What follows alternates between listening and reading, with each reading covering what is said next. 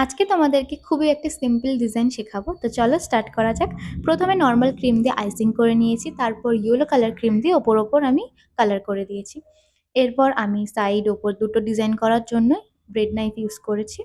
আর পুরো কেকটা ডিজাইন করার জন্য আমি একটাই নজেল ইউজ করব, সেটা হচ্ছে স্মল স্টার নজেল। উপরে দেখো যেভাবে আমি করলাম, ঘুরিয়ে ঘুরিয়ে ওরকম একটা ডিজাইন করে দিলাম। আর নিচের বর্ডারের জন্য দেখো যেভাবে করছি, জাস্ট প্রেস করে তুলে দিচ্ছি। এরপর হচ্ছে মেইন জিনিস, ফ্লাওয়ার। আজকে কিন্তু রোজ বানাবো না, আজকে অন্য ধরনের ফ্লাওয়ার বানাবো।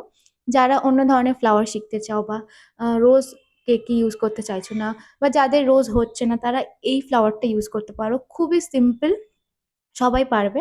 জাস্ট একটা ক্রিমের বেস বানিয়ে নাও, তারপর প্রেস করে করে, মানে জাস্ট প্রেস করে করে স্টার স্টার এরকম একটা ডিজাইন করে দাও। আর কালার হিসেবে আমি ইউজ করেছি স্প্রে কালার। তোমরা চাইলে কালার ডাইরেক্ট কালার করেও ইউজ করতে পারো। সবার শেষে আমি পাতা দিয়ে দিয়েছি। ব্যাস, আমার ডিজাইন কমপ্লিট। যদি ভালো লাগে প্লিজ লাইক